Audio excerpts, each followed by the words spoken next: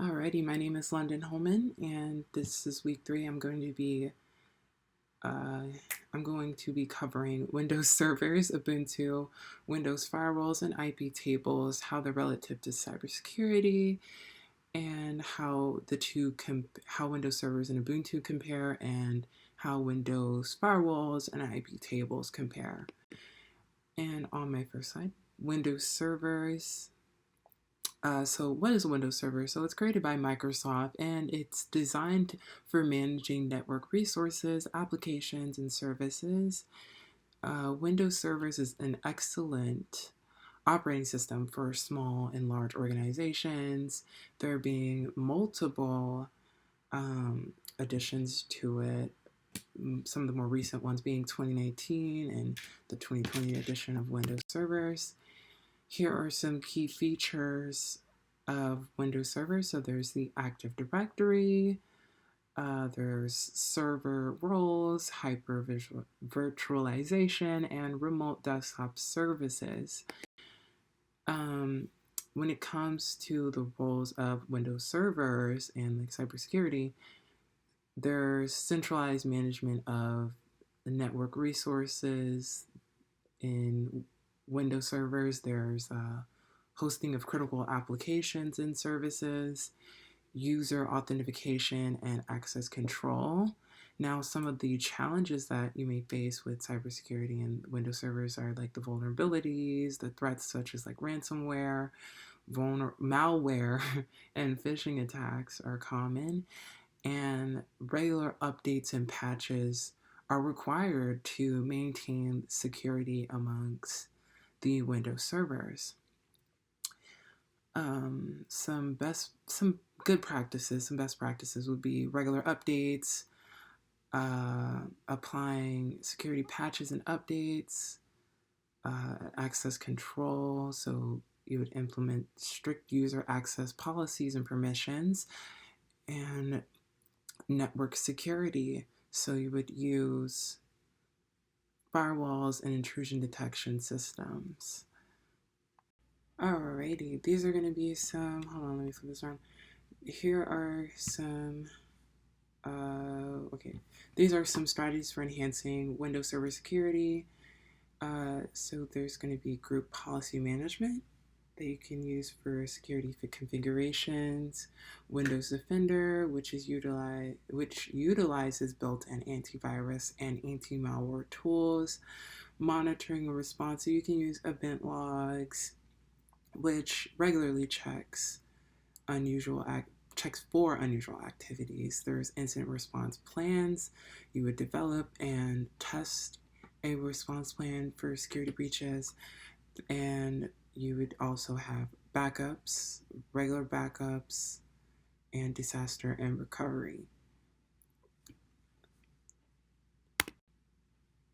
Alrighty, so Ubuntu is a popular Linux distribution based on Debian, and it is known for its ease of use, security, its open source nature. Some of the key features, which I really love, are going to be how user friendly it is and its accessibility. It is an open source, free to download, free to use, and has a strong community supporting it. And it has regular updates. It's lightweight and versatile and easily customizable. Some of the uses for Ubuntu would be for personal uses, for servers. You can use web-based servers, databases, and cloud infrastructure, or developers. This is popular among developers and programming and testing environments. Alrighty, some basic commands and practices would be to regularly update your softwares and keep them up to date by using apt-get or stat commands. And having security patches as well by addressing any vulnerabilities. When it comes to user management, access controls, you can use sudo for administrative tasks and to set up appropriate user permissions, alongside with authentication, such as two-factor authentication and a strong password. Network security, so firewall configuration, intrusion detection, And you would also want to have your system backed up and have disaster recovery plans, and for those plans to be tested to make sure that your response time is low. Now, when it comes to Microsoft servers versus Ubuntu servers, Microsoft servers are proprietary operating systems developed and maintained by Microsoft, and they also require licensing and subscriptions. Ubuntu, which is a open source Linux distribution and is developed and maintained by Canonical.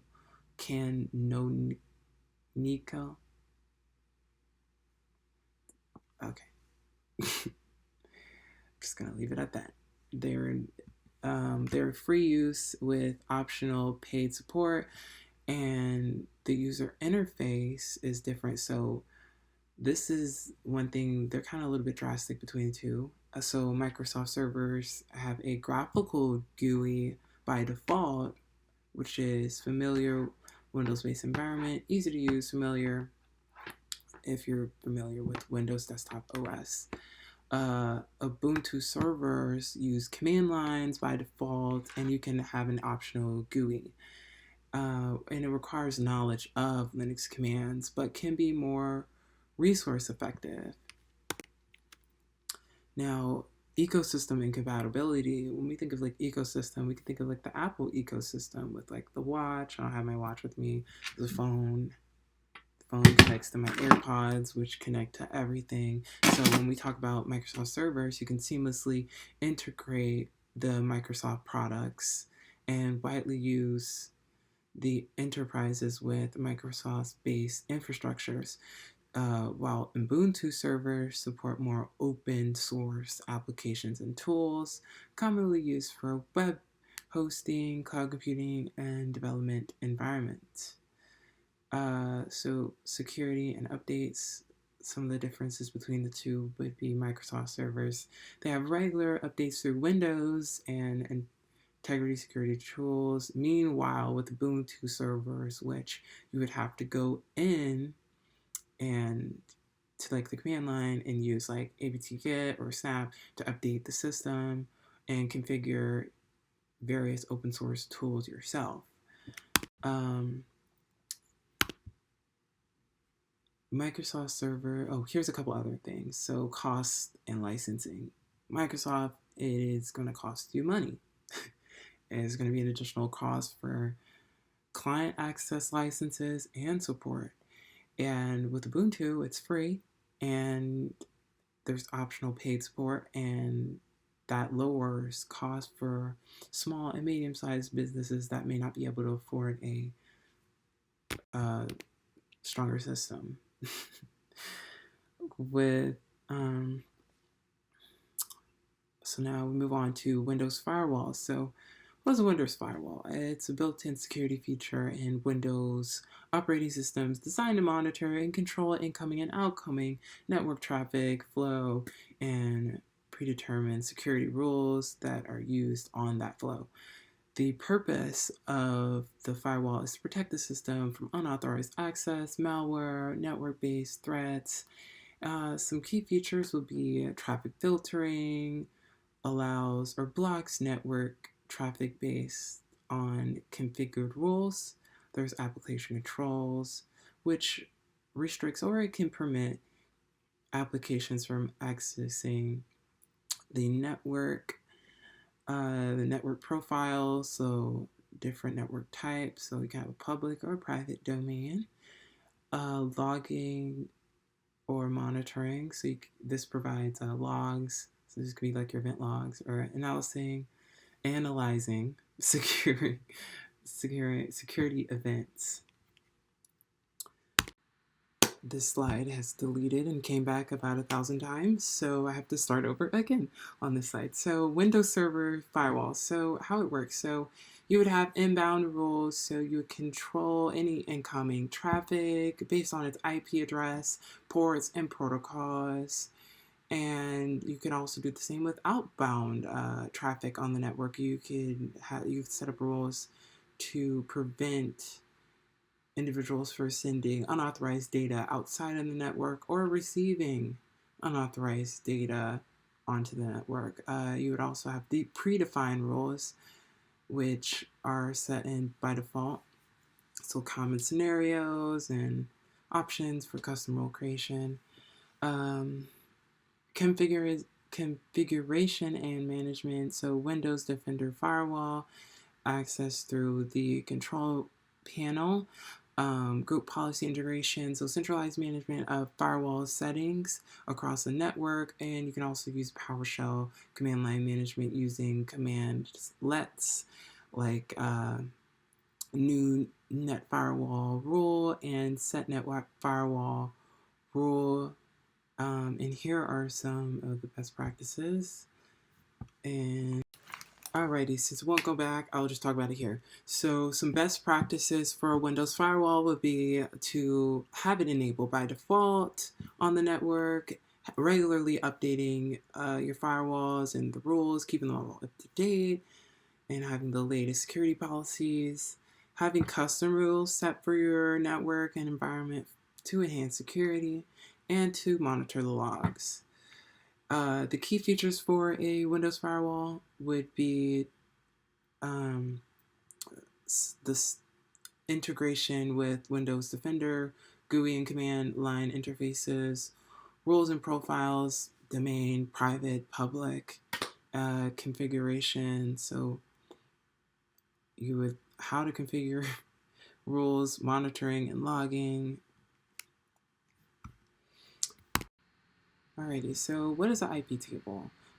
IP table is a command line utility in Linux used to configure the IP4 packet filtering rules of a Linux kernel firewall. So the purpose would be like managing controls of the network traffic by defining rules for how incoming and outgoing packets are going to be handled.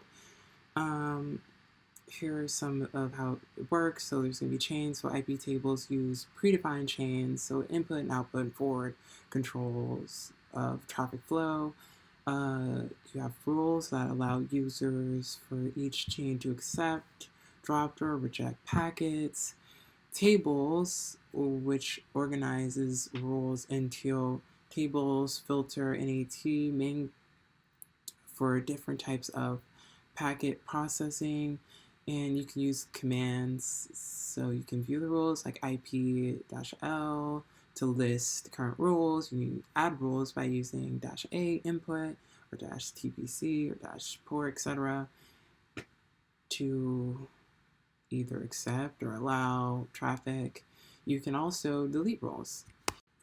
Alrighty, and here are some key features for IP tables. So you have packet filtering, network address translation, customizable rules and tables. And when comparing Windows firewalls versus IP tables, so there's a lot of ease of use. So with Windows, it's GUI based, it's user friendly, easy to use. IP tables, on the other hand, you would have to learn how to code. You would need to learn. You need to understand syntax, so you have to use command line. And when it comes to customization, because of like the GUI interface with Windows and other things, it is going to be limited in how you can customize the firewall and its options.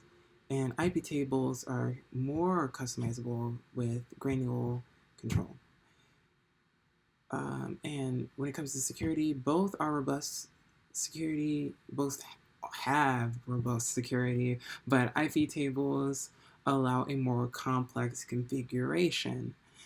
With integration, Windows Firewall integrates tightly with the Windows ecosystem.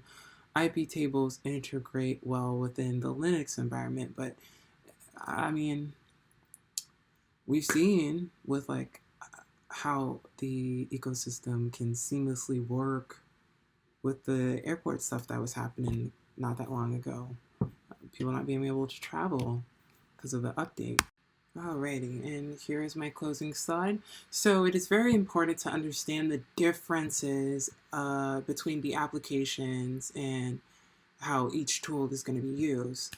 So understand what is going to be right for you, the company, have a plan if an incident was to occur, and how to prevent them, and with the differences in like fire, though using like a Linux and the firewall for Windows Server, and having an IP table in Linux, and what a company can and cannot afford, and what suits the needs of the companies and the users, and etc. Here are my references, and you can look at that on your own time. Thank you for watching my video.